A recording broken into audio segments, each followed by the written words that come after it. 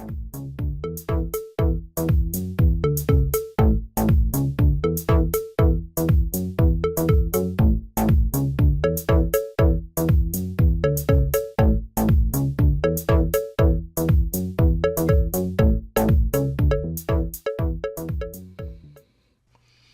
again, watch friends. Welcome back.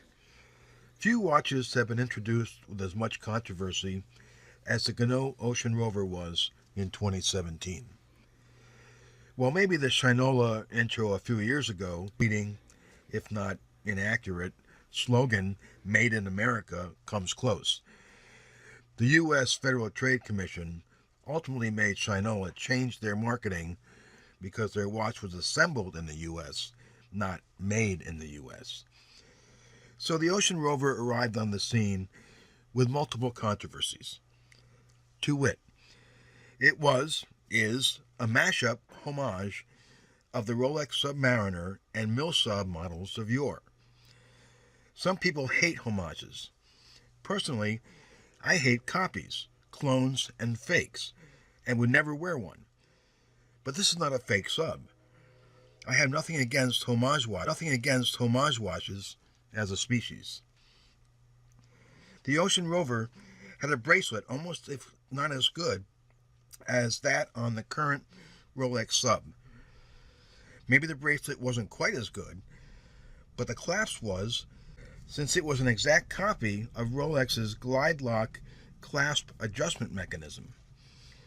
Apparently, Rolex has a couple of patents on this clasp mechanism that are about halfway through their 20-year life. How Ginault gets away with this is unclear to me. I would think Rolex's attorneys would have been writing cease and desist letters for the last 2 years. Third, there was a whole lot of mystery, if not coyness, on the part of Ginault regarding the origin of the movement and who made it, where it was made, etc. These questions went mostly unanswered, although in the last 2 years, it's generally understood that the Ocean Rover has an ETA 2824 clone with maybe some parts, a couple perhaps, made in the U.S. Fourth, as a marketing strategy, Ginault paid for reviews, specifically not good reviews, but reviews nonetheless. If you promise to do a review, written or video, you could get up to half off the retail price of $1,300. No promise was required that it would be a positive review, however. Full disclosure, I bought this watch in 2017, got the discount for a promise of a review, did a review. In fact, it was my very first YouTube review on my channel. Finally, I hope I didn't miss any of the controversies. In an effort to clear up some of these questions, Ginault only made things worse by having even vaguer descriptions of the movement, sourcing and quality of parts, and the like. Their website still smacks of hype. So here it is, 2 years later. I still have my Ocean Rover and like it very much. And receiving a discount has nothing to do with my penchant for this piece. I thought it might be interesting to do an updated mini review. So here goes. I won't go into too much detail. Please see my original review, to which I'll include a link in the description below. Sword hands. I like these more than the snowflake type, and these are well implemented. Appear to be just the right size for the dial. Round, applied pips. I always think applied pips are more classy than printed, and if they are done well, then that's a plus. Here they are done well. The red seconds hand. It adds some pop to the dial. I appreciate the loom pip being on the business end of the hand rather than the opposite end. A word about the text. Maybe too many lines, but Ginault is not unique in this respect. Some watch enthusiasts complain about the inside joke of the text that's on the dial. Ginault prints kinetic continuous at 12 o'clock and submersible maritime precision chronometer at 6 o'clock instead of the Rolex Submariner's Oyster Perpetual Superlative Chronometer officially certified. My take? Who cares? The hour indices show attention to detail. The lume is even and well applied, and there's no spillage. Same goes for the hands. The lume lasts all night. Not quite as good as my Rolex Explorer, which I assume is indicative of the Rolex Sub lume. Regarding the case, no complaints here. The large crown, surrounded by small guards, is easy to grasp. The 120 click bezel is still solid. There's no play, and there's no backlash. The case is nicely finished too. The bracelet of the Ocean Rover is one of the reasons I bought this piece. The clasp is essentially identical to the Rolex Glide Lock, and I like it very much, since it's so easy to adjust it on the fly. The rest of the bracelet is not up to Rolex quality, but very, very good. I like the mild taper and have no qualms about the case, bracelet, and link interface.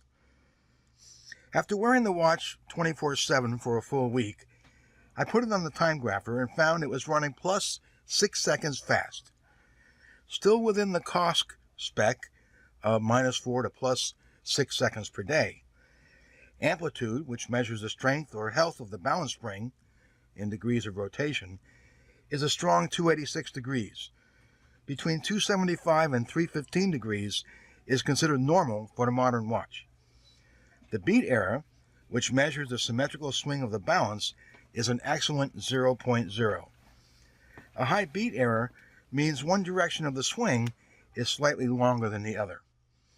All in all, I'm happy with the accuracy of the Ocean Rover, even though it's slightly less accurate than it was out of the box 2 years ago, which was about 2 seconds per day fast.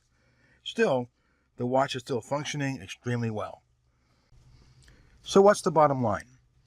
I've come to terms with the movement not being as special as Ginault would lead one to believe per their website.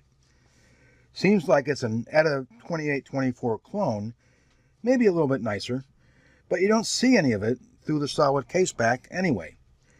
For me, the proof is in the accuracy, and as I mentioned, that's more than adequate. Further, being more or less a 2824, service availability should not be a problem down the road if Ginault ceases to exist. Regarding the homageness of the piece, whatever. Sure, it is a homage to various historical mill subs, but I don't care. It's an attractive combination of design elements, and I like the look of it. And the overall build quality is superb. It's not a fake. I would never buy one or wear one of that ilk.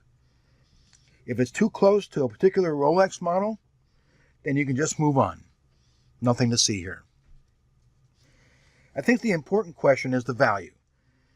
For the $700 I paid for it, it's a bargain. No question about it. For the list price of $1,300, it generally fares well compared to the competition. I generally like the OWC, previously known as the Orange Watch Company, diver, primarily because it has a soprod movement. However, the hands on that watch seem a little too skinny for the dial. Probably the most compared homage sub is the NTH, a small web-only diver brand. I had one when they first came out, but have since sold it as it seemed like a dupe of the Ocean Rover. But the NTH subs sell for about half the Ocean Rover price. The NTH lume is as good, if not better. There are a lot of dial-hand combinations to choose from, and the quality is very good. However, the bracelet is not as good, and the clasp is not the Ginault Rolex level of quality. Other sub-brands in the homage space include the Seiko Marine Master 300, various Squally models, and those from Steinhardt, just to mention a few. I have no personal experience with any of these, but they do have their adherents. I do have a Tudor Black Bay Blue, the initial version with an authentic ETA 2824, and can say that the dial and case of the Black Bay is superior to the Ocean Rover. I don't have the Black Bay bracelet, but I've heard good things about it. In the end, the Black Bay is about twice the cost of the Ocean Rover. So the decision on which sub, or a homage sub perhaps, to buy, or even one at all, comes down to personal preference. Not just for the specific attributes of the timepiece, but for whether you want to do business with and support the brand who made it. Obviously, there are no right or wrong answers. If you like this video, please hit the subscribe button to be alerted of future content. Thanks for watching, and I'll see you next time.